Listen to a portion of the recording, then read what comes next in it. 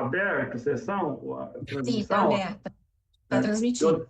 Eu declaro aberta, então, a sessão extraordinária do órgão especial, convocada de acordo com as normas regimentais, atendendo a um requerimento do eminente desembargador Marcos da Costa Ferreira, relator da ADI, ajuizada pela União Brasil, e Diretório Regional de Goiás, e MDB, Movimento Democrático Brasileiro, também Diretório Estadual,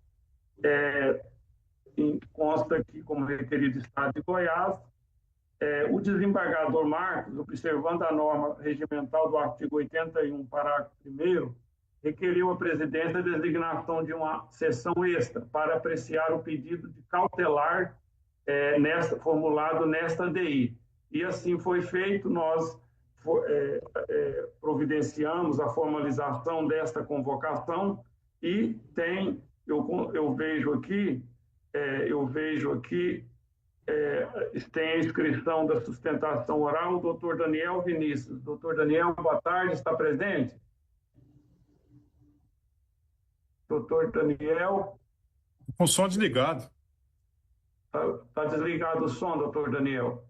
Boa tarde, doutores, desembargadores, tudo bem? Boa tarde. Boa tarde. Eu estava aguardando você entrar na sala, porque me foi avisado que eu poderia fazer uma apresentação de alguns slides, se o presidente permitir. Certo. Aí, doutor Daniel, é o seguinte, nós vamos iniciar nossa sessão, eu vou passar a palavra ao eminente relator, eu já informei aqui, já noticiei qual a DI que é, as partes envolvidas, e aí, oportunamente, se no momento adequado, doutor Daniel, se for o caso, Vossa Excelência, Vossa Senhoria terá essa oportunidade. Então, eu passo a palavra ao eminente relator, desembargador Marcos da Costa Ferreira. Muito obrigado, senhor presidente. Boa tarde, colegas. Boa tarde, doutora Fabiana, agora que a vejo aqui também, doutor Daniel. Inclusive, desembargador Marcos, desculpando, desembargador Marcos, a interrupção, Vossa Excelência mencionou muito bem, então eu cumprimento também a doutora Fabiana Zamalhô, que aqui representa a douta Procuradoria-Geral de Justiça. Pode retornar a palavra, desembargador Marcos, a Vossa Excelência. Muito obrigado, senhor presidente. Senhor presidente, o doutor Daniel está inscrito a sustentar pelos requerentes, né? Exatamente. União Brasil e MDB. Senhor presidente, como estamos todos nós assoberbados demais, né, nesses dias que antecedem o final do mês, a virada de gestão, inclusive, eu creio que não será necessária, ao menos de momento, a sustentação oral do doutor Daniel, porque eu encaminho o voto no sentido de conceder a liminar que é pleiteada na sua petição inicial. Obviamente que, em havendo aqui algum tipo de divergência, nós retornaríamos à possibilidade de que ele fizesse a sustentação, inclusive com a apresentação do material de slides que ele diz ter preparado. Assim, não é nenhum menoscabo com a atividade dele, com a preparação que ele fez, mas é porque, de fato, não seria necessário, e nós estamos todos aqui com uma agenda extremamente apertada, senhor presidente. Então, eu vou aqui antecipar o voto. Senhor presidente, pela ordem, Jerônimo. Pois não, doutor. Eu ainda não me inteirei do tema, desembargador Marcos. Embora eu saiba que todos estamos assoberbados, eu gostaria de saber do que se trata essa lei, qual é o conteúdo dela, para avaliarmos, até para que nós não tenhamos, e logicamente, como o processo foi incluído, é porque a liminar está sendo concedida, para que nós não tenhamos aí uma inversão lógica dessa situação, e se a procuradora do Ministério Público pretende se manifestar também, senhor presidente. Logicamente, logicamente, o desembargador Marcos, como relator, vai expor os fatos, e nós vamos dar sequência em seguida, desembargador Jerônimo, ao procedimento normal do julgamento. Então, eu volto a palavra ao desembargador Marcos da Costa Ferreira, que é o relator da ADI. Desembargador Marcos. Perfeito, senhor presidente. Antecipando aqui para os colegas, era a primeira providência mesmo que eu faria, obviamente, e também para o ilustre advogado e para a douta procuradora, que se trata de uma ação direta de inconstitucionalidade movida por esses dois partidos políticos, onde pretende-se não a declaração de inconstitucionalidade do Código Tributário Estadual, mas uma interpretação conforme os dispositivos constitucionais que a eles são superiores. E a matéria envolvida diz respeito à cobrança de ICMS sobre o excedente da produção de energia fotovoltaica por micro e pequenas usinas, que no sistema atual, em que foi objeto da legislação federal, inclusive, que permitiu e não determinou a cobrança de ICMS, quando há uma geração de energia que é o suficiente só para o gerador de energia, nessas mini e micro usinas, se consome aquilo que ele gastou, pura e simplesmente fica por isso mesmo. Mas quando a produção é maior que o próprio consumo, nós não temos como armazenar essa energia, que é a energia produzida pelas usinas fotovoltaicas. Então, essa energia é inserida em todo o sistema através das distribuidoras e isso soa como um empréstimo gratuito, para que o gerador daquela energia possa utilizar aqueles quilowatts excedentes ao seu consumo inicial próprio no período de 60 meses. Ele se torna não um credor, mas aquele que emprestou e tem direito de ser ressarcido, mas há alguma coisa que se assemelha a um comodato, porque não há nenhum tipo de contraprestação em relação a isso.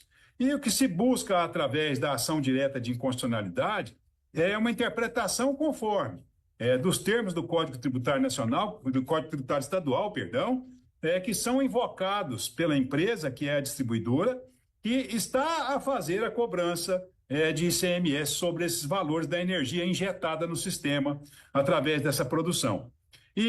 Presidente, pela ordem, antes de prosseguirmos, eu tenho interesse em ouvir as sustentações orais. Perfeito, doutor, desembargador Jerônimo.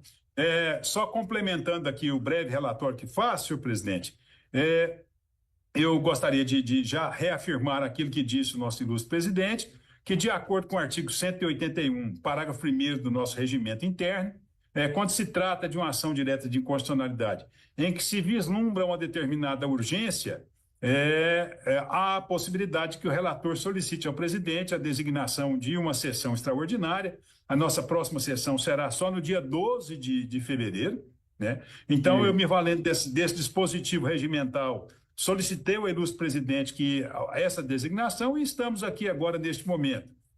Obviamente que a intenção, como vossas excelências bem sabem, só há necessidade dessa decisão colegiada quando for o caso da concessão de liminar. A negativa da liminar em uma ação direta de inconstitucionalidade pode ser exercida monocraticamente pelo relator. Bom, de uma forma ou de outra, em havendo, senhor presidente, há um prenúncio aqui que possa haver alguma divergência, então acredito que eu retorno a palavra a vossa excelência para que nós possamos ouvir as sustentações. O seguinte, inclusive eu queria esclarecer,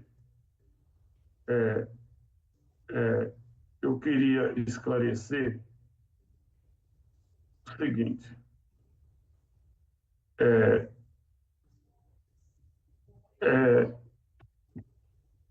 semana passada nós fomos à Cachoeira Dourada inaugurar a nossa usina fotovoltaica, que hoje é a busca de todos aqueles que defendem o meio ambiente, a sustentabilidade, e o CNJ, através do ministro Barroso, tem uma política pública para que o Poder Judiciário brasileiro caminhe na direção do carbono zero, né, para que todos nós tenhamos, todos os tribunais possam ter sua capacidade de produzir a sua própria energia em proteção ao meio ambiente. Então, claro, logicamente, eu estou só fazendo essa observação porque tem relação com a temática, usina fotovoltaica. E a parte autora entende que não há que se falar nesse momento em cobrança de ICMS, certamente certamente trará embasamento, como o desembargador Marcos viu, tanto que está trazendo um voto para conceder a cautelar, trará também, reforçará os argumentos expostos na inicial. Doutora Fabiana Zamalhoa tem interesse em fazer sustentação, doutora? Oi, boa tarde a todos. Boa tarde, doutora. Não tenho interesse, porque analisando os autos, estudei hoje pela manhã, eu entendo que a pretensão ela encontra fundamento constitucional e a cautelar deve ser, sim, deferida, porque todos os argumentos estão de acordo com o sistema constitucional brasileiro. Isso. Então, a posição oficial da douta Procuradoria-Geral de Justiça também é no sentido da concessão da cautelar, por intervir a presença dos requisitos necessários para essa finalidade. Eu consulto o desembargador Jerônimo, porque até como nós temos um costume aqui no Judiciário, que nós ganharmos tempo, se como relator já trouxe indicativo para a concessão da cautelar. Inclusive, certamente agora até acrescentando o parecer verbal oral que da douta Procuradoria de Justiça. E considerando que se trata apenas de uma cautelar, que depois do mérito vai ter todo o andamento, eu consulto o eminente desembargador Jerônimo se a gente não poderia dar sequência e oportunamente no momento certo, se a gente possa, se for o caso, aprofundar nos debates. Desembargador Jerônimo. Claro, senhor presidente, o senhor conduz o procedimento, não há da minha parte nenhuma objeção. Embora eu veja com certa dificuldade como será fundamentado esses requisitos com base em interpretação conforme de uma norma para concessão de liminar. Mas eu vou aguardar, eu sei da capacidade jurídica do doutor desembargador Marcos e conhecemos também os pareceres da doutora Fabiana, sempre minuciosos. Então, talvez seja só uma primeira impressão minha e quando houver aí a exposição sobre esses requisitos, eu posso refluir da minha posição inicial. Pois é, então vamos, desembargador Jerônimo, ao voto do desembargador Marcos. Se precisar, ele presta informação, o nobre advogado também. Desembargador Marcos, com a palavra. Obrigado, senhor presidente. Leonardo. Desculpa. Tem algum som aberto aí, colegas, por favor? A desembargadora Beatriz, se eu não me engano. Já fechou. Pois não. Bom, senhor presidente, eu peço aí desculpas aos colegas, mas eu vou ter que passar a leitura do voto, já que há um prévio aviso aí do desembargador Jerônimo de ver dificuldades na fundamentação. Por isso, eu vou brevemente aqui a leitura, o voto não está tão longo, mas espero conseguir demonstrar a fundamentação que acolho para a concessão da liminar.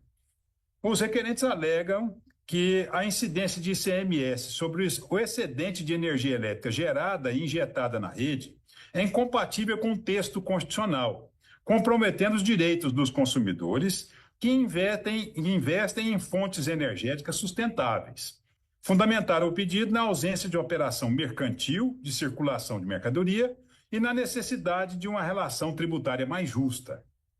Destaco que a concessão de medida cautelar em ação direta de inconstitucionalidade possui natureza jurídica de tutela provisória de urgência. Assim, os requisitos essenciais para sua concessão consistem na apresentação de evidências robustas que atestem a plausibilidade jurídica da argumentação apresentada e na demonstração do risco de lesão iminente, caso a norma questionada continue em vigor até a decisão definitiva. Entende-se que as evidências robustas exigidas são aquelas capazes de conduzir o julgador a um juízo de máxima probabilidade, dando o rigor necessário à análise de uma tutela que visa suspender a eficácia ou, como neste caso, buscar a interpretação conforme de normas dotadas de presunção de constitucionalidade. Eu trago aqui lições doutrinárias de Clemerson Merlin Cleve, que vou me poupar da leitura, porque o resto do fundamento do voto acredito que continua a esclarecer. Importante dizer que a medida cautelar é excepcional e requer o atendimento simultâneo da plausibilidade jurídica do direito invocado e da possibilidade de danos irreparáveis ou de difícil reparação, pela demora da prestação jurisdicional. Fixadas tais premissas, vislumbra a ocorrência dos requisitos necessários para a sua concessão. No caso, verifico que os artigos 11 a 14 do Código Tributário Estadual estão sendo utilizados para fundamentar a incidência de ICMS sobre a energia elétrica produzida no âmbito do Sistema de Compensação de Energia Elétrica, microgeração e mini geração de energia distribuída, energia solar. Tal aplicação, à primeira vista, contraria os objetivos constitucionais de incentivo à sustentabilidade e proteção do meio ambiente. Em análise preliminar, observa-se que a interpretação dos artigos impugnados, que possibilita a tributação de ICMS sobre energia excedente gerada no sistema de compensação de energia elétrica, é incompatível com os dispositivos constitucionais estaduais que asseguram, número 1, a vedação da exigência de tributo sem previsão legal adequada, artigo 102, inciso 1. Número 2, não incidência de ICMS em determinadas operações relativas à energia elétrica, artigo 104, inciso 2 e parágrafo 3º. E número 3, a promoção do desenvolvimento sustentável, o de uso de fontes renováveis de energia, de acordo com o artigo 127, parágrafo 1º, inciso 7. Eu transcrevo aqui esses artigos da Constituição Estadual e vou me pautar apenas na leitura do artigo 127, que é a reprodução até do texto da Constituição Federal, que explicita o seguinte: todos têm direito ao meio ambiente ecologicamente equilibrado, bem de uso comum do povo, essencial à sadia qualidade de vida, impondo-se ao poder público e à coletividade o dever de defendê-lo, recuperá-lo e preservá-lo.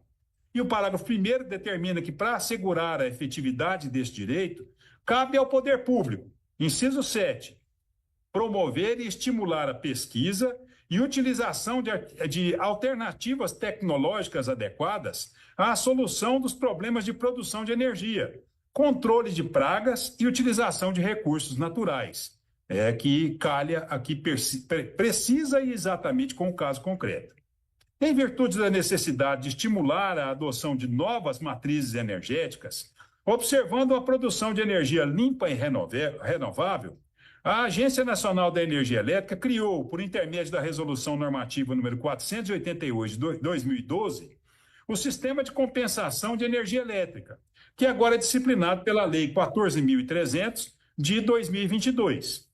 Esse sistema permite que pessoas físicas e jurídicas possam instalar sistemas de geração de eletricidade fotovoltaica para o próprio consumo, possibilitando que o excedente de energia elétrica produzida seja injetado na rede pública para posterior compensação em até 60 meses, quando o sistema de geração de energia para autoconsumo precisar consumir energia elétrica da distribuidora, produção própria inferior à consumida.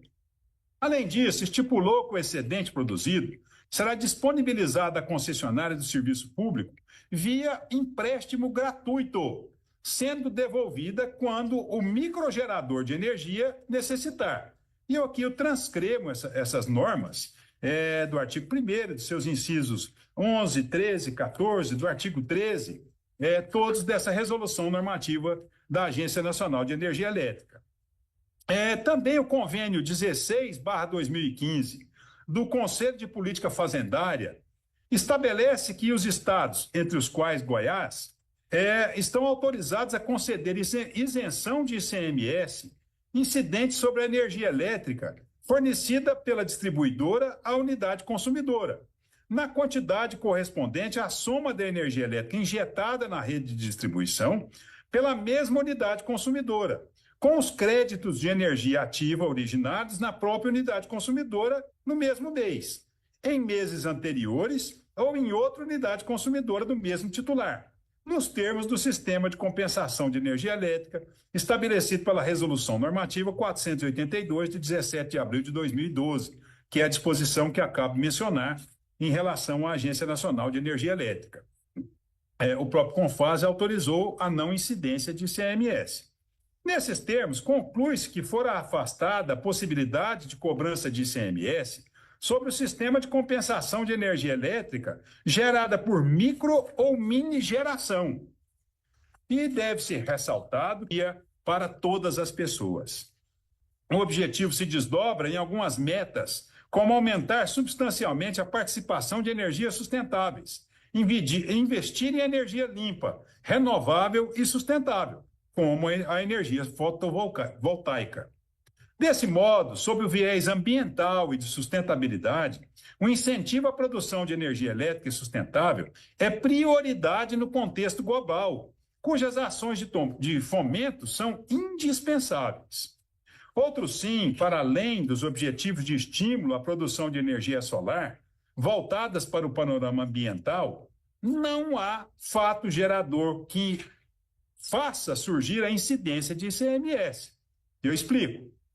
Como visto, o sistema de compensação de energia elétrica é caracterizado como um empréstimo gratuito de energia gerada pelo consumidor à distribuidora, que será posteriormente compensada com o consumo de energia elétrica ativa. O objetivo não é a produção de energia elétrica para comercializá-la, mas para autoconsumo. Não há, portanto, ato de mercancia, uma vez que a energia excedente injetada na rede pública é cedida a título de empréstimo gratuito à distribuidora local e, em momento posterior, compensada com a energia fornecida pela distribuidora.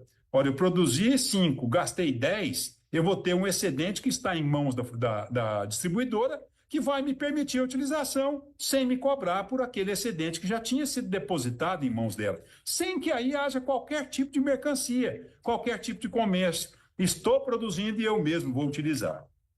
Desse modo, a compensação não configura a hipótese de incidência de ICMS, uma vez que não se trata de circulação de mercadoria.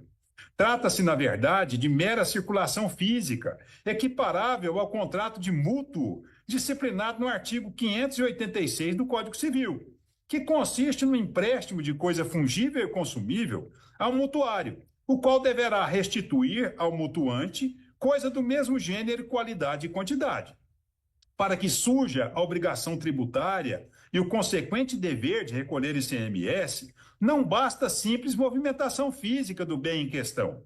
É indispensável a ocorrência de movimentação jurídica, que somente se verifica com a transferência de titularidade, ou seja, quando se realiza o ato de mercancia com o objetivo de obtenção de lucros. Sobre o assunto, verifica-se o ensinamento do doutrinador Hugo de Brito Machado, ao lecionar sobre o fato gerador de ICMS. Eu só penso aqui, dentro daquilo que transcrevi, que é uma parte muito maior, onde o mencionado autor grifa, mas vale dizer que a incidência de ICMS implica forçosamente na mudança de propriedade das mercadorias, o que não se dá no caso concreto. Dessa forma, conforme o exposto, de maneira exauriente, não se trata de negócio jurídico de transferência de propriedade da energia gerada, mas sim de uma relação mútua, onde, em tese, não há obtenção de lucro que justifique a incidência tributária em questão. O referido entendimento tem sido adotado pelos tribunais superiores e ensejou, inclusive, a edição pelo Superior Tribunal de Justiça da súmula 166, que tem a seguinte redação: não constitui fato gerador do ICMS o simples deslocamento de mercadoria de um para outro estabelecimento do mesmo contribuinte. Mutatis mutandis, se assemelha precisamente ao que acontece. Não é o deslocamento de um mesmo estabelecimento do contribuinte para um outro dele próprio, mas é só a geração de energia que vai para o sistema e depois retorna para aquele próprio que a produziu. Essa compreensão aplica-se perfeitamente ao caso em análise. Embora a energia elétrica produzida por micros ou mini unidades de geração seja transferida fisicamente em caso de produção excedente, que é injetada na rede distribuidora local, ela não é transferida juridicamente. Assim, inexiste circulação jurídica apta a gerar a incidência do tributo. a energia elétrica injetada permanece no patrimônio jurídico de quem a produziu, pois é meramente emprestada a título gratuito à distribuidora local, gerando um crédito de compensação para uso futuro. Reitera-se na ocorrência de empréstimo gratuito de energia, não há transferência jurídica do bem, mas apenas a transferência física do que foi emprestado, inexistindo em qualquer hipótese ato de mercancia. E por essa razão, a jurisprudência vem reconhecendo que não cabe ICMS em situações como essas. E eu trago aqui, senhores desembargadores, meus queridos pares, jurisprudência que colhi, não em ação direta de inconstitucionalidade, mas em ações ordinárias. Primeiro, no Tribunal de Justiça do Estado de Minas Gerais, de relatoria do desembargador Jair Varão, da Terceira Câmara Civil daquele tribunal, de 1º de fevereiro de 2024.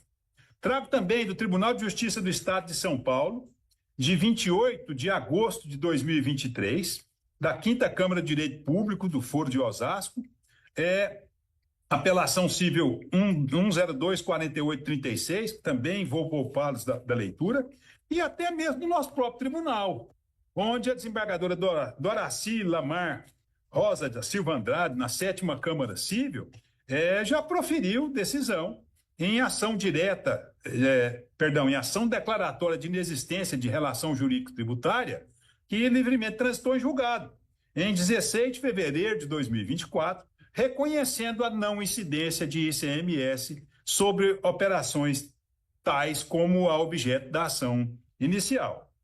E em sede de ação direta de inconstitucionalidade, nós já temos também um precedente, que é do órgão especial civil, lá do Tribunal de Justiça do Mato Grosso, cuja decisão se deu em 10 de fevereiro de 2022, obviamente que nos termos da Constituição Estadual daquela unidade da federação, mas que guarda grande similitude com a nossa. E já houve o reconhecimento judicial, inclusive, da possibilidade de isso se dar através de ação direta de inconstitucionalidade. Eu creio que passei cópia do voto para os colegas, se depois houver necessidade, eu vou também a esclarecimento sobre esse material jurisprudencial. Nesses termos, entendo, em análise perfunctória, que a probabilidade do direito invocado é evidente. Torna-se necessária uma interpretação dos artigos impugnados à luz do texto constitucional, considerando que o objetivo do legislador é estimular a produção de energia limpa e sustentável, assim como a energia produzida para alto consumo e o uso da rede de distribuição local, por ocasião da transferência de excedente de distribuição, não configuram circulação jurídica de mercadoria, inexistindo, portanto, fato gerador do tributo em questão.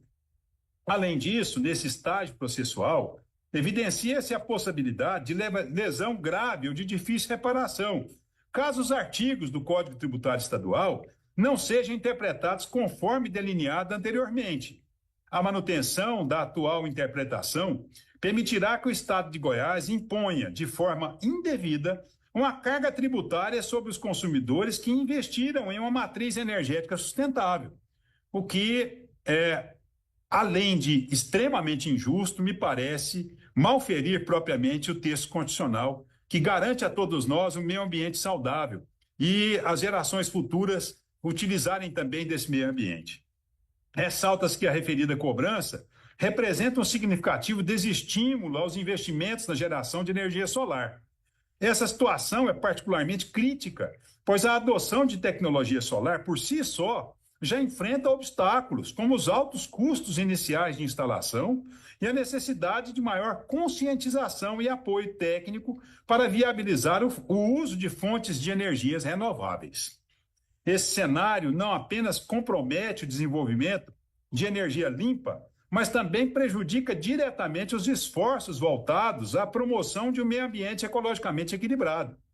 A manutenção da cobrança tributária em questão gera um impacto negativo no desenvolvimento sustentável, em uma escala mais ampla, afetando não apenas os investidores individuais, mas também a transição para uma matriz energética limpa, distanciando o Estado dos objetivos de sustentabilidade dos compromissos ambientais assumidos em âmbito nacional e internacional. Portanto, a concessão da medida cautelar mostra-se urgente e essencial para proteger não apenas os interesses dos consumidores, mas também os objetivos coletivos relacionados ao desenvolvimento sustentável. Destarte, pelos motivos acima expostos, já caminhando para o final, entendo que estão presentes os requisitos legais para a concessão da medida cautelar até o julgamento do mérito da ação. Lembrando que aqui nós estamos apenas examinando a medida cautelar. Durante o fluxo dessa ação, nós teremos a possibilidade de máxima discussão possível e imaginável, colhendo-se, inclusive, argumentos pró e contra esse entendimento. Mas, de qualquer forma, de momento, me parece que o melhor caminho seria esse. Então, senhor presidente, ante o exposto, eu conheço da presente ação direta de inconstitucionalidade e voto no sentido de conceder a medida cautelar requerida para, realizando interpretação conforme a Constituição dos artigos 11, caput, inciso 1, e parágrafo 1º, inciso 3, a linha B, 12, inciso 2, alíneas A e C, 13, caput, inciso 1º e inciso 4º, e parágrafo 4º e 14, 1 e 2, todos do Código Tributário do Estado de Goiás, que é a Lei 11.651 de 1991, conceda a liminar para excluir a interpretação que possibilita a incidência de ICMS no âmbito do sistema de compensação de energia solar e do uso da rede de distribuição local até o julgamento final dessa ação. E, em consequência disso, eu determino a notificação das autoridades responsáveis pelo ato impugnado, a fim de que, no prazo de 30 dias, apresentem as informações entendidas necessárias, bem como ordena a citação com o prazo de 20 dias, já considerando o privilégio previsto no artigo 183 do Código de Processo Civil do Procurador-Geral do Estado. E, decorridos os prazos acima, determino que se dê vistas à Procuradoria-Geral de Justiça, no prazo de 10 dias, para a emissão do seu parecer. E esse, senhor presidente, é o voto que apresento e que submeto ao órgão especial desse tribunal. Se houver necessidade de mais esclarecimentos, eu acredito estar apto a prestá-los, senhor presidente. Se alguém tiver alguma dúvida quanto ao material ao qual mencionei e me furtei da leitura, também estou pronto para esclarecer. É assim como voto, senhor presidente.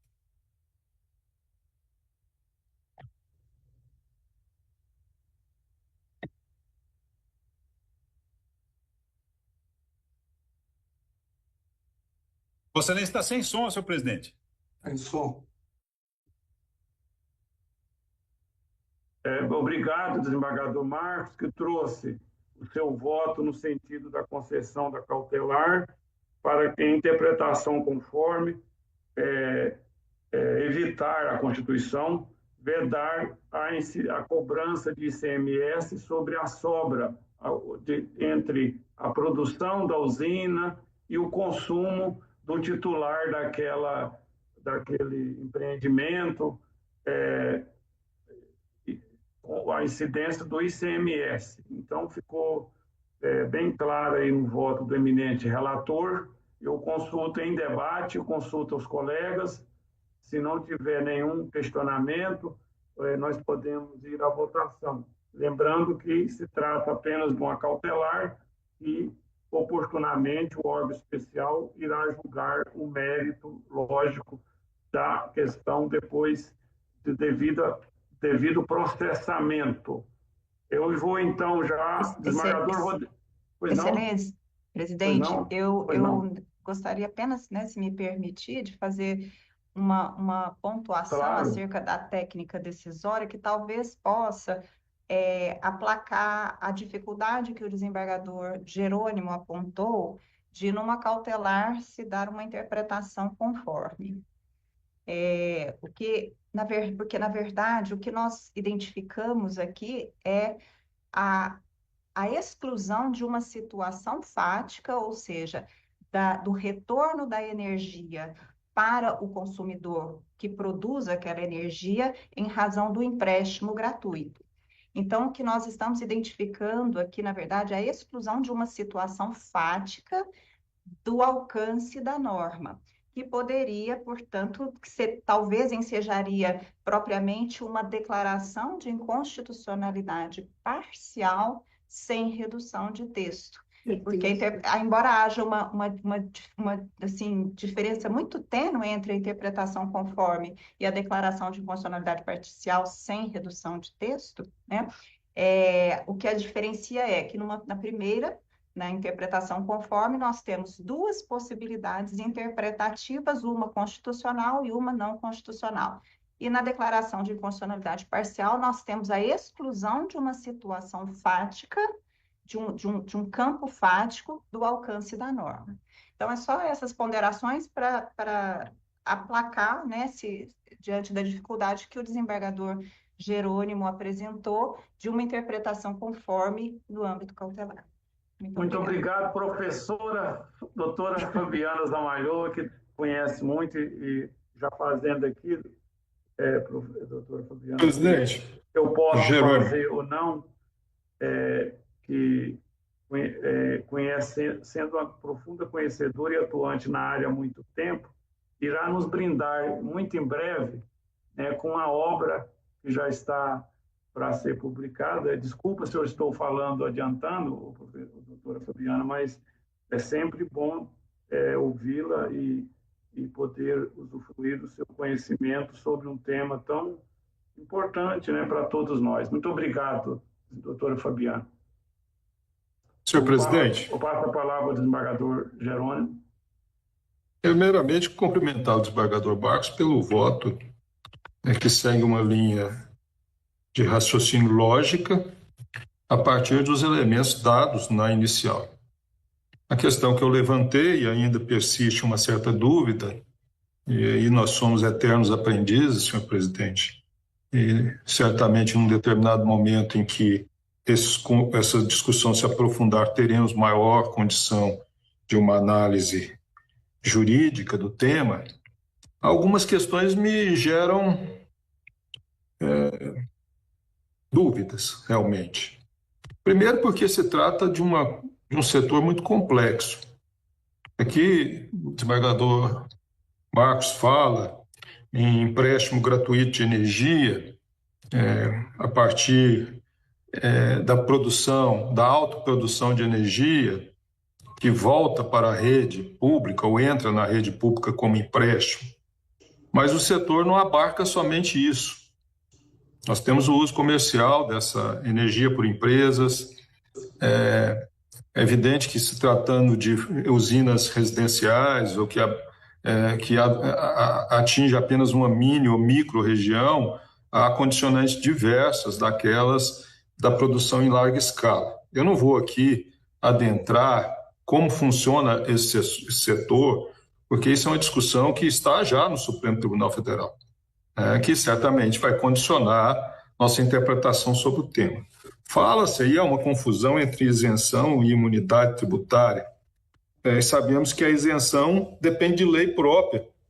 Então, nós não estamos no âmbito de isenção, e a decisão judicial não pode isentar. Mas a questão aí que me parece mais relevante, e acho que aí tem razão, e existe aí os requisitos preliminares para cautela, desembargador Marcos, na minha visão assim bem rudimentar do tema, não sou um expert, é a ausência de norma específica. A própria petição inicial não indica qual é essa norma que está sendo objeto da inconstitucionalidade. A empresa está fazendo isso com base apenas nos artigos 14 e 15, que foram mencionados, ou 16, do Código Tributário, numa interpretação como substituto tributário, o responsável pela arrecadação, glosando esses valores e recebendo o tributo espontaneamente, sem ato governamental, aí nós temos uma ilegitimidade fiscal. Se não há essa normativa, seja uma nota orientativa, um ato administrativo determinando que a concessionária de serviço público faça isso, ela não pode fazê-lo a seu alvedrio. Não se trata da interpretação, se trata da ausência da norma específica. Foi o que enfrentamos no tema do default, né? Havia lá aquele decreto que depois ficou relativizada a sua validade e todo esse imbróglio surgiu, presidente, a partir de uma má interpretação jurídica do tema, devido, inclusive, a nós, julgadores, que lidávamos com o tema na época.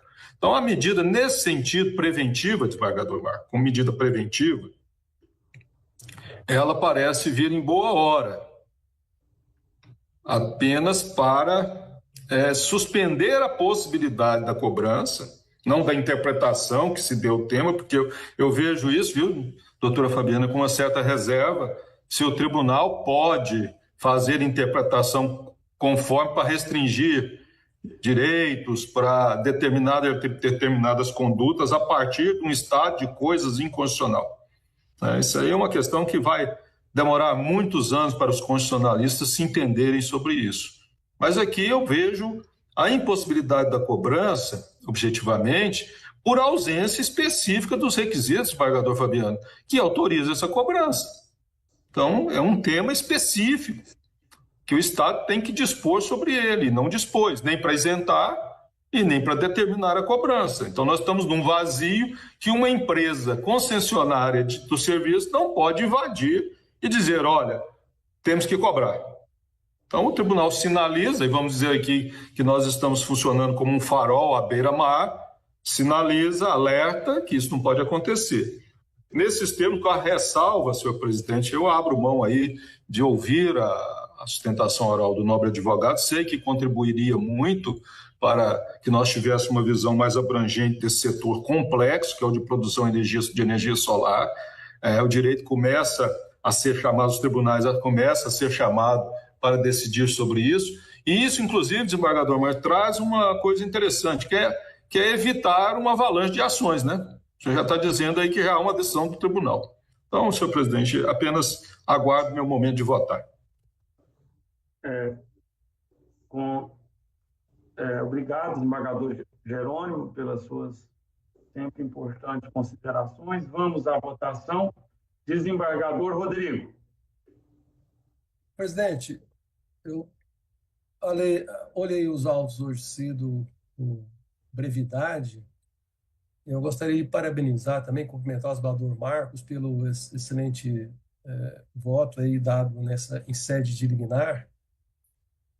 Como disse ambos, é uma matéria bastante complexa. O desembargador Jerônimo agora chegou a comentar que não há uma lei específica que seria a interpretação, mas há uma interpretação feita pelo governador, pelo decreto estadual 4.852, 2017, no seu anexo 11 do Código Tributário Estadual de Goiás.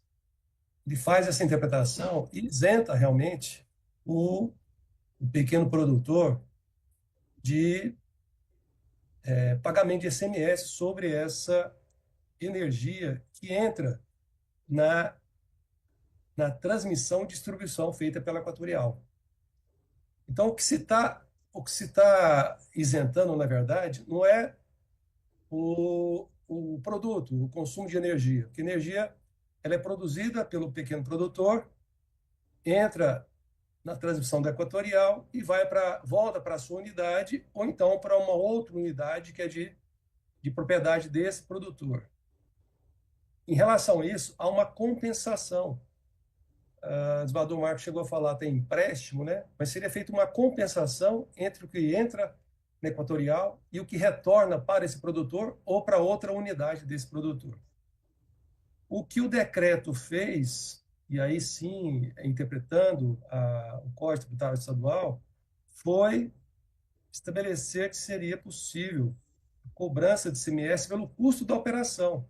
Seria pela transmissão e distribuição, não apenas pela produção da energia, mas pela transmissão e distribuição, pois, como lembrado pelo desembargador Marcos, o produtor não tem como armazenar esse excesso de energia que ele produz. Então, aquilo que ele não consome nas usinas voltáicas, ele repassa para a Equatorial, e a Equatorial transmite e distribui essa energia. Então, a incidência do ICMS não seria pela produção de energia, mas pela sua... A isenção não seria pela transmissão nem distribuição, mas apenas pela produção de energia. E eu vejo nessa situação que a matéria é bastante complexa, porque é uma energia que ela sai do produtor, depois retorna para ele. Então, se seria passível essa cobrança de ICMS sobre a transmissão e a distribuição. Essa que é a questão que eu identifiquei e que eu reputo que é uma questão bastante complexa e que, por isso, nós estando ainda em sede de tutela de urgência, como bem colocado aí nos requisitos pelo doador Marcos, a probabilidade do direito e o perigo de demora, porque a Equatorial anunciou agora em redes sociais que a partir de dezembro de 2024 será feita a cobrança desse ICMS em relação ao custo da operação, que haverá uma mudança. Então, aí está explicada a urgência dessa medida para suspender até que a Corte, o órgão especial, possa analisar... Permite, desembargador Rodrigo, uma parte? Pois não. Primeiro, eu não identifiquei na inicial esse decreto que o senhor citou do governador. Ele foi citado aí pelos autores. E segundo, essa discussão sobre o custo não está relacionado com o ICMS. Essa discussão sobre o custo do uso dos fios, que eles chamam de banda B, é proveniente de uma mudança normativa do governo federal que permitiu, alterou entra agora em março, parece, em vigência, alterou as margens de dedução ali na compensação. E o problema central, Vossa Excelência detectou, é saber se essa compensação que o desembargador Marcos chama de empréstimo gratuito, ela tem ou não caráter econômico? Essa que é a grande questão, e concordo com Vossa Excelência que seja uma questão complexa para o mérito dessa ação. Se nós temos aí um decreto governamental que está sendo objeto do pedido de inconstitucionalidade, a inicial parece que tem que ser emendada. Não, mas... Desembargador Rodrigo, Vossa Excelência já votou? Quer continuar falando ou não? Não, senhor presidente, só esclarecer o desembargador Jerônimo. Esse decreto ele está no anexo. Esse decreto é a título de reforço do Exato, conjunto de interpretação. da questão, Está no anexo do Código Tributário Estadual, através do Decreto Estadual 4.852 de 2017, estabelecendo que a isenção é apenas para o produto, para a produção de energia, não para a transmissão e a distribuição. Então, é isso que a Equatorial... Sim, desembargador, porque parece que essa é a norma que se reputa inconstitucional. Presidente, você me permite esclarecimento? Então, a norma constitucional é do Código Tributário Estadual. O decreto apenas interpretou. Por isso, Marcão, eu cheguei à conclusão, né, presumi que o desembargador Marcos tenha falado em interpretação, porque foi o decreto que esclareceu, que deu a interpretação ao regulamentou, artigo, né? Ele regulamentou o CTE. Então, desembargador Rodrigo, como vota Vossa Excelência? Então, considerando aí a presença dos requisitos, senhor presidente, eu vou acompanhar o voto do ilustre relator, desembargador Marcos. Pois não, muito obrigado, desembargador Rodrigo. Desembargador Paulo César. Obrigado, senhor presidente. Eu acompanho o relator. Pois não. Desembargador Eduardo Abra. Obrigado, presidente. Boa tarde a todos. Eu acompanho o relator. Realmente não consta da inicial. Eu estava olhando aqui esse decreto que o desembargador Rodrigo fez menção, nenhuma outra norma específica, mas isso não me impede de acompanhar o relator. Eu só tenho uma pergunta ao desembargador Marcos, que é uma questão também da petição inicial, é que é atacada a resolução 482 de 2012. Mas quando você pesquisa no site da ANEEL, essa resolução foi revogada e eu confesso que eu posso ter me distraído, desembargador Marcos, eu não sei se isso consta do voto, essa resolução foi revogada pela resolução 1059 de 2023. Então, ela já não está mais em vigor desde 2023. E ela foi alterada primeiro pela resolução normativa 1000 de 21 e depois revogada pela 1059 de 2023. Então, teria que fazer uma adaptação, porque a petição inicial realmente foca só nessa resolução revogada, 482. Seria uma imprecisão da petição inicial, se eu entendi bem. Mas isso não impede que a conclusão seja a mesma. Só temos que ter esse cuidado para citar a base normativa correta. Porque o próprio site da ANEEL traz informações erradas. Ela diz que a resolução 1000, com a redação dada pela 1059, é que revogou. O próprio site está errado. Eu fui nas resoluções e lá na resolução consta o quê? Que a 1059 de 2023 revogou a 482. Então, eu faço essa ponderação para que o relator verifique, para ver se eu estou correto ou não, e também rogo ao relator para essa precisão técnica trazida pelo Ministério Público, a doutora Fabiana Zamalô, essas técnicas de interpretação de jurisdição constitucional trazidas da Alemanha, aqui e acolá por um autor ou outro, elas são confusas mesmo, elas trazem uma certa perplexidade para nós aqui na aplicação, mas pelo menos aí, até né, o estado da arte hoje seria no sentido do que foi apresentado pelo Ministério Público, essa adaptação da técnica de controle. Desembargador Eduardo, mas pelo que eu entendi, a doutora Fabiana fez uma observação teórica também, mas isso seria mais adequado, esse enfrentamento aqui, para o mérito. Hoje o que interessa aqui é o voto do eminente relator suspendendo... Eu queria manifestar, senhor presidente. Concedendo a cautelar. Então, desembargador Marcos. Obrigado, senhor presidente. Exatamente aí, respondendo e agradecendo, inclusive, as ponderações da doutora Fabiana, do desembargador Jerônimo, do desembargador Rodrigo, do desembargador Eduardo. Não tem dúvida nenhuma que todas essas questões por eles levantadas são absolutamente relevantes, mas serão profundamente debatidas e apreciadas quando da decisão da ação. Nós estamos aqui agora tratando da medida urgente, que cobra-se ou não o ICMS dessa energia excedente, certo? E nós não podemos descer em sede dessa análise superficial que nós temos que fazer para a concessão de uma liminar, nesses amiúdes técnicos, inclusive, na questão meritória absoluta, porque senão nós estaríamos sem possibilidade nenhuma do processo comum, do processo legal, nós já decidimos a causa. Então, a minha preocupação, e confesso a vossas excelências, que tentei de todas as formas ser o mais sucinto possível para não correr o risco de enfrentar o mérito agora na concessão da liminar. A minha grande preocupação continuamos permitindo a cobrança do ICMS nessa análise com base na Constituição ou não? E o que nos foi apresentado de momento foi isso: a base normativa toda será discutida, as questões doutrinárias e o fundamento preciso, acredito que devem ser mesmo e serão por nós discutidos, debatidos e objeto da decisão final, mas quando nós formos apreciar o mérito dessa causa. A minha grande preocupação aqui agora concedemos ou não essa liminar. E eu vejo que nesse ponto todos nós estamos convergindo, né? As pequenas dúvidas que existem são em relação exatamente a essa questão meritória que nós vamos discutir na época oportuna. A meu sentir, obviamente que estando aqui pronto para receber as críticas, orientações e colocações dos colegas para que possamos fazer as adaptações necessárias.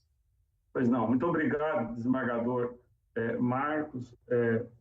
Desembargadora Beatriz. Boa tarde a todos. Eu demorei a conseguir participar da sessão. Por hora, eu acompanho o relator. Embora me preocupe assim, com o tratamento igual que seria dado aos micros, pequenos, minis, no meu caso, que tem usina pequena, gera para o consumo próprio. E hoje nós podemos ver aí que tem empresas imensas que constituídas exatamente para isso, geração e venda dessa energia renovável. Mas, por hora, eu acompanho o relator, sim. Pois não. Desembargadora Beatriz, perdão, apenas para perfeita compreensão, nós não tratamos no caso de quem gera energia para mercancia. Nós tratamos no caso dos pequenos geradores. Foi objeto da petição inicial e está sendo objeto da decisão apenas dessa pequena produção para consumo próprio, que é injetado e devolvido. Então não para mercancia. tá bom. Tá, obrigada. Desembargador Gilberto. Desembargador Gilberto. Ele está presente, sem som, não? presidente. Está presente, mas não está sem som. Está sem som e sem imagem, né? Então, eu não sei se ele está. Aqui. Desembargador Zacarias. Boa tarde, presidente. Boa tarde. Presidente, eu tive um problema aqui de conexão. Eu cheguei à sessão depois das 14 horas e 10 minutos. Então, eu não assisti ao início do voto do eminente desembargador Marcos e eu não me sinto à vontade assim, para participar da votação. Compreendo, muito compreensível sabemos do compromisso e responsabilidade de Vossa Excelência, compreensível. Inclusive, nós vimos o técnico do seu lado aí, tentando entrar, né, ajudando a entrar também. Então, muito bem. Muito obrigado, desembargador Zacarias. Desembargador Leandro. Boa tarde a todos os colegas. Senhor presidente, vejo que o tema em momento cautelar já foi exaustivamente debatido e não tenho dúvida em acompanhar o eminente relator. Pois não, desembargador Leandro. Desembargador Itanei. Renovo cumprimentos, presidente, a todos. Presidente, eu acho que para efeito deste momento processual, que é a medida de urgência cautelar nessa ação direta de inconstitucionalidade, eu penso que o debate desenvolvido foi suficiente para se formar convencimento, porque o aprofundamento será no curso da demanda, com a oitiva, né, dos interessados, informações. Creio que seria precipitado o aprofundamento neste momento e o voto da eminente relatora é uma liminar muito substanciosa. Eu acompanho, senhor presidente, na íntegra. Pois não, muito obrigado. Desembargador Amaral. Senhor presidente, nesse momento em que o desembargador Marcos está concedendo a cautelar por visualizar os requisitos necessários, eu também os vejo presente nesse momento. Razão pela qual, sem mais delongas, já houve discussão, e nós vamos discutir no mérito a questão de fundo. Eu acompanho o relator, senhor presidente. Pois não. Desembargador Elizabeth. Voto com o eminente relator, senhor presidente. Pois não. Desembargador Nicomedes. Presidente, eu acompanho o relator. Pois não. Desembargador Anders. Presidente, boa tarde a todos os meus pares. Quero cumprimentar o ilustre relator pelo voto muito bem lançado, fundamentado, que nos apresenta, e eu o acompanho, senhor presidente. Pois não. Desembargador Fábio Cristóvão. Acompanho o relator. Pois não. Desembargador Reinaldo. Com o relator, senhor presidente. Pois não. Desembargadora Camila. Presidente, no momento liminar, eu acompanho o relator. Pois não. Desembargador Jerônimo. As ressalvas já manifestadas, eu acompanho nesse momento o relator, senhor presidente. Pois não. Desembargador Fabiano. Também acompanho o eminente relator, senhor presidente. Embora ele tenha mencionado aqui embora ele tenha mencionado aqui que empreendeu uma interpretação conforme a Constituição, isso aí, depois, posteriormente, inclusive, pode ser objeto de uma readequação, né? Porque isso se dá, evidentemente, como sabemos, em face de normas polissêmicas, né? Quer dizer, isso é uma discussão que me parece ser adequada, mas, como foi dito aqui já, para o aprofundamento do mérito, né? Então, nesse momento, eu acompanho aqui o eminente relator. Pois não. Desembargadora Lília Mônica. Boa tarde a todos. Acompanho o relator, presidente. Pois não. Desembargador Roberto Horácio. Boa noite, presidente. Boa tarde a todos. Nesse momento, eu acho que é de bom termo acompanhar o relator e, ao final, vamos ver tanto em esgotar até em seus aspectos formais, né, e também o direito material invocado, essa suposta inconstitucionalidade. Acompanhe o relator. Pois não. Desembargadora Degmar. Senhor presidente e demais colegas, eu renovo aqui também meus cumprimentos e acompanho integralmente o relator. Pois não. Então, declarando o resultado do julgamento, medida cautelar concedida,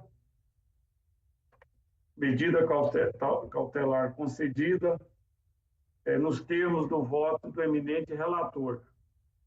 E já consta da ata, por favor, considerando que estamos próximo a fechar o mês, e certamente pode ter necessidade para, na operacionalização da Equatorial, que faz essa cobrança, que faria essa cobrança, determina a expedição imediata, Otávio. Por favor, conste da ata de intimação à Equatorial, assim que juntado o voto, o acórdão pelo eminente relator, que seja intimada, notificada a Equatorial para cumprir o decidido pelo Tribunal de Justiça, se abstendo de lançar nas contas de energia elétrica o correspondente ao ICMS, cuja cobrança foi vedada no julgamento ora realizado. E aí, desembargador Marcos, certamente, Vossa Excelência, consciente tanto e sabedor da urgência, tanto que pediu esse julgamento, juntará em breve espaço de tempo o acórdão, né, desembargador Marcos? Agora ainda. Encerrando aqui a sessão, já vou inserir. Pois é, então, Otávio, providencie imediatamente esse expediente para a Equatorial.